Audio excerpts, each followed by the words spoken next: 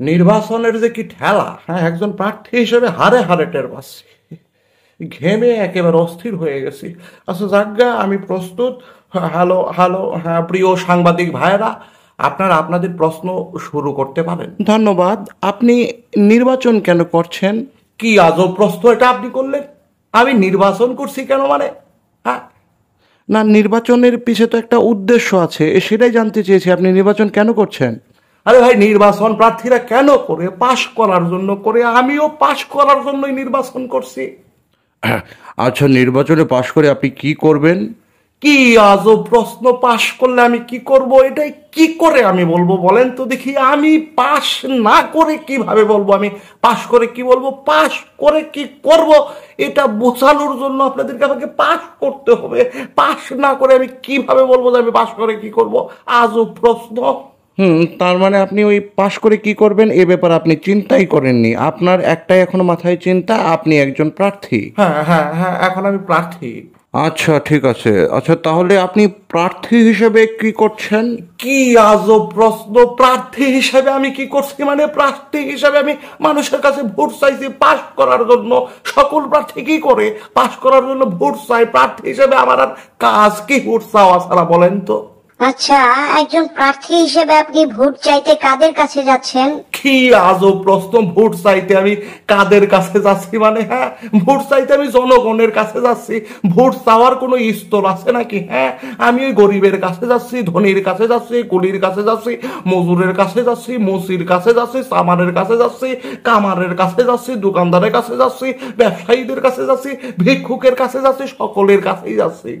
আপনি যদি ভোটে পাশ করেন তাহলে আপনি কাদের কাছে যাবেন? তার মানে কাদেরকে নিয়ে চলবেন, সে অর্থে বলছে কাদের কাছে যাবেন? কি আজব প্রশ্ন! পাশ করার পরে আমি কাদের কাছে যাব এটা আমি পাশ না করে কিভাবে বলবো? হ্যাঁ, পাশ করার পরে আমি কাদের কাছে যাব এটা নির্ধারণ করতে হলে তো আমাকে পাশ করতে হবে।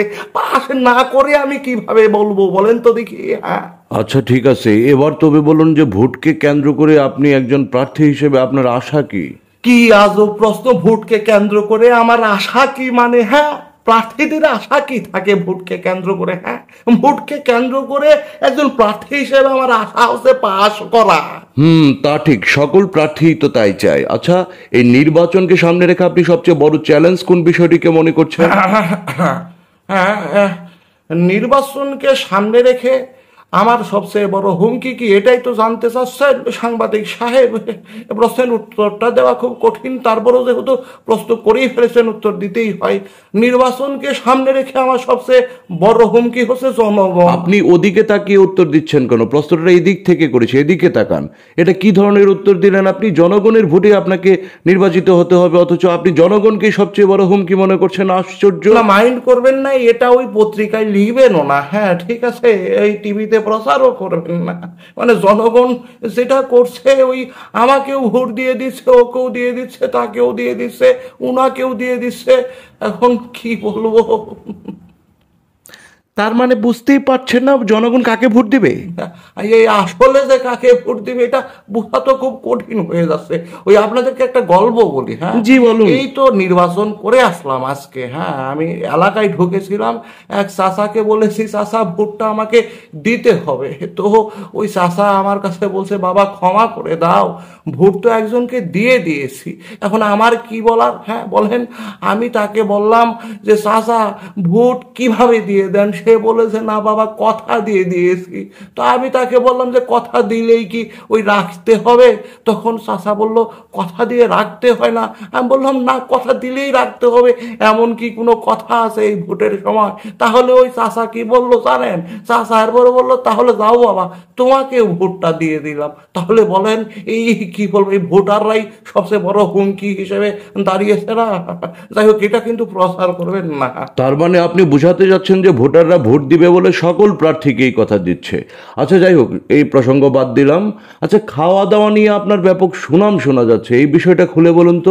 খাওয়া দাওয়া নিয়ে ওই বেশ সুনাম আপনারা শুনছেন, এটা ঠিক। হ্যাঁ, আমি যেখানেই যাচ্ছি ওই সেখানেই বসে যাচ্ছি, ওই মাটিতে বসে যাচ্ছি, পিড়িতে বসে যাচ্ছি, পাটিতে বসে যাচ্ছি, একেবারে মনে করেন যে মাটিয়ে চাটিয়ে বসে খাওয়া দাওয়া করছি। কেউ তেমন একটা ওই মাংস টাংস দিচ্ছে না, ওই যার বাড়িতে যা আছে ওই আলু গুঁড়া ভর্তা, ডাল, ওই শাক সবজি ওসব দিয়ে দিচ্ছে, খাচ্ছি। কিন্তু কথাটা হচ্ছে যদি পাশ করি আমি কি গিয়ে সব খাবো বলেন? হ্যাঁ, এই যে এখন যা তারা মনে করছে আমাকে মাটির মানুষ, পাশ করার পরে যদি মুরগি রান্না করতে হয়, ওই গরুর রান্না করতে হয়, কেমন হয়ে যায় না? তখন তো আর খাবো না। আর তখন কি আমি মাটিয়ে চাটিয়ে বসবো নাকি? একটা চেয়ারম্যান মানুষ যদি হয়ে যায়, চেয়ার লাগবে না? তাহলে এটা কেমন হয়ে গেল না? হ্যাঁ, এখন মাটিয়ে চাটিয়ে বসে খেয়ে তখন যদি খালি ওই মুরগি পোলাও আর চেয়ার বড়টাতে বসতে থাকি, তাহলে তো পরে বুঝে নিত। আমি এটা সমস্যা না। সমস্যাটা আসলে মানসিকতার উপর নির্ভরশীল। আচ্ছা যাজ্ঞা, আচ্ছা ভোটারকে যে আপ্যায়ন করছেন এটার তো দারুণ প্রশংসা চারদিকে, এর রহস্যটা কি বলেন তো? না, এইটা আসলে হচ্ছে কি, ওই আমি তো খাওয়া দিচ্ছি, সবাই প্রশংসা করছে, আমি সবসময় ওই খিচুড়ি খাওয়াচ্ছি, ওই খিচুড়িতে আলু থাকছে আর ওই মাংস থাকছে, গরুর মাংস। কিন্তু ঘটনাটা হচ্ছে কি জানেন, সবাই এত প্রশংসা করছে, এর কারণ হচ্ছে যে আমার খিচুড়িতে যে মাংস থাকছে এটা হচ্ছে ক্ষমতায় থাকা সংখ্যাগরিষ্ঠ দলের মতো মাংস, আর আলু থাকছে একেবারেই দুর্বল বিরোধী দলের মতো। এর জন্যই সবার মুখে প্রশংসা আর কি। হ্যালো, আচ্ছা নির্বাচনে কেউ পাশ করবে কেউ ফেল করবে, এটাই তো হবে। আচ্ছা একজন প্রার্থী হিসেবে বলুন তো, নির্বাচন করার সবচেয়ে বড় উপকার কি? এইবার একটা কারেক্ট প্রশ্ন করেছেন যে নির্বাচন করার সবচেয়ে বড় উপকার কি? সবচেয়ে বড় উপকার হচ্ছে নির্বাচন করলে মানুষ চেনা যায়, কে কতটা তেল দিতে পারে বোঝা যায়। এই আর আমরা কি। সরজমিনে ঘুরে দেখলাম যে আপনার সবচেয়ে বড় ভোট ব্যাংকটা হচ্ছে তেলপাড়া এলাকায়। আচ্ছা, আপনি যদি নির্বাচিত হন তাহলে এই এলাকার জন্য আপনি কি করতে চান, যে এলাকার মানুষ আপনাকে এত ভোট দিবে? না, ওই আপনারা ঠিকই ধরেছেন, আমার সবচেয়ে বড় ভোট ব্যাংকটা হচ্ছে ওই তেলপাড়াতেই। হ্যাঁ, তেলপাড়াতে কি করব আমি পাশ করলে? আহ, আহ, হ্যাঁ, ওখানে একটা করে দিব, ওই আহ, বড় একটা ব্রিজ করে দেব। কি আশ্চর্য, যে এলাকার মানুষ আপনাকে এত ভোট দিবে সে এলাকায় যে কোনো নদী নালা খাল বিল নেই সেটা আপনি জানেন না? হ্যাঁ, ও তেলপাড়াতে নদী নালা খাল বিল নাই? তাহলে আগে ওই একটা খাল খনন করব, তারপরে খালের উপরে ব্রিজ করে দিব, ওইটা দিয়ে লোকজন যাতায়াত করবে, ভালো হবে না বলেন? দুঃখিত, আপনি কিছু মনে করবেন না, আমরা আপনার বিরুদ্ধে একটি অভিযোগ পেয়েছি। আপনি আপনার নির্বাচনী যে পোস্টার ছাপিয়েছেন যেখান থেকে, সেই পোস্টার ছাপানোর বিলটা আপনি পরিশোধ করেননি, বরঞ্চ আপনি বারবার ঘোরাচ্ছেন বিল দিবেন বলে। না, বিষয়টাকে আপনারা জটিল হিসেবে একদমই দেখবেন না। দেখুন, এইভাবে ঘোরানোটা কি অপরাধের পর্যায়ে পড়ে না? ওই বিলের কথা বলছেন তো, ওই যে পোস্টার টোস্টার ছাপিয়েছি, তার মানে ওই প্রেস। হ্যাঁ, সেখানে কিছু টাকা বাকি রয়েছে, কত বড় হামুক সেটা আবার আপনাদেরকে জানিয়েছে। আচ্ছা বলেন তো, আমি চেয়ারম্যান এটা পাশ করব কেন? হ্যাঁ, ওই সিগনেচার করার জন্যই তো, নাকি সাইন করার জন্যই, বিল পাস করার জন্যই তো? হ্যাঁ, এটা এখনো তো পাসই করি নেই। হ্যাঁ হ্যাঁ, সে আমার কাছে বিল পায় সেটা ঠিক আছে। হ্যাঁ, তাহলে তো আমি চেয়ারম্যান না হলে বিলটা পাস করবো কি করে? চেয়ারম্যান হলেই তার বিল সবার আগে পাস করে দেব। আচ্ছা, বিয়ের বয়স 21, ভোটের বয়স 18, এমন কেন? এই কঠিন প্রশ্নটা আপনাকে করেই ফেললাম। এটা আপনার কাছে কঠিন প্রশ্ন হইতে পারে যে বিয়ের বয়স 21, হ্যাঁ, একটা পরিবার চালানো, আর ভোটের বয়স 18, এটা মানে ভোট তো বিশাল ব্যাপার স্যাপার, দেশ পরিচালনার ক্ষেত্রে কাজে লাগে। এটা খুব কঠিন উত্তর না, আপনি যা ভাবছেন, উত্তরটা খুব সহজ। যেমন ধরুন, ওই ভোটের বয়স 18 এজন্যই যে ওই ভোটটা দেওয়া এবং দেশ পরিচালনার কাজটা মোটামুটি সিম্পল। বিয়ের বয়স 21 একটু বাড়ি, এর কারণ হচ্ছে যে মানে বউ চালানো তো অনেক বড় একটা ব্যাপার, কঠিন একটা ব্যাপার, এর জন্য অভিজ্ঞতা বেশি দরকার, এর জন্যই বিয়ের বয়স 21, আর কিছু না। আচ্ছা, নির্বাচন তো এসেই গেল, প্রতীক নিয়েও প্রার্থীরা যুদ্ধ করছে। আপনি কোন প্রতীক চাইছেন নির্বাচনে? আমি কোন প্রতীক চাইব? প্রতীকের কথা কি বলবো, একটা প্রতীক নিয়ে অনেক প্রার্থীরই টানাটানি এরকম আছে তো নাকি, আপনারা দেখেছেন তো? হ্যাঁ হ্যাঁ, তাই তো দেখছি। এক প্রতীকই একেবারে 4-5 জন করে চয়েস দিয়ে দিয়েছে। তো আমি চিন্তা করেছি একটা প্রতীক চেয়েছি যেটা আর কেউ চায়নি। আমার প্রতীক হচ্ছে, চাওয়া প্রতীক হচ্ছে বদনা। বদনা? তার মানে বদনা? হ্যাঁ বদনা, ওই যে যেটা ওই বাথরুমে ব্যবহার করা হয় বদনা। এই প্রতীক চাওয়ার পিছনে কারণ হচ্ছে কি জানেন? হ্যাঁ, মানুষের প্রয়োজন কি? শান্তি। আমি তো চাল কিনে দিব না, ডাল কিনে দিব না, ওই গোস্ত কিনে দিব না, কারো পরিবারও চালিয়ে দেব না, মানুষ একটু শান্তি চায়। হ্যাঁ, আমার প্রতীকটা হচ্ছে শান্তির প্রতীক। কি বলেন এসব? শান্তির প্রতীক মানে বুঝলাম না।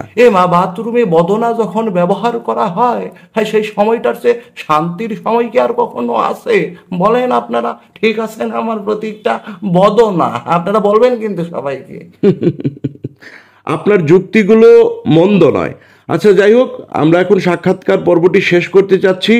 আপনি কি আমাদের মাধ্যমে জনগণের উদ্দেশ্যে কিছু বলতে চান? না, আপনাদের পক্ষ থেকে জনগণকে আর কি বলবো, আপনারা সকলে আমাকে দোয়া কইলেন। হ্যাঁ, আর আমি মাঝে মাঝে ভাবলে আমার খুব কষ্ট হয় যে একদিন চলে যেতে হবে এই পৃথিবী থেকে। আমি চলে যাব, আমি চলে গেলে যে একটা যোগ্য প্রার্থীকে এই জনগণ হারিয়ে ফেলবে, তখন এই হতভাগা জনগণের সুখ দুঃখের খবর কে নিবে, কে দিবে আশা, কে দিবে ভরসা?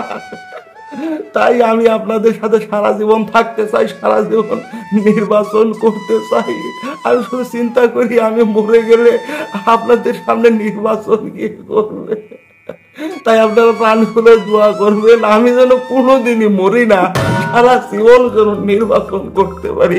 আর ভোটটা সকলে দিবেন, এটাই সকলকে জানিয়ে দিবেন, আমাকে যেন সকলে ওই বদনা প্রতীকে একটা করে ভোট দেয়।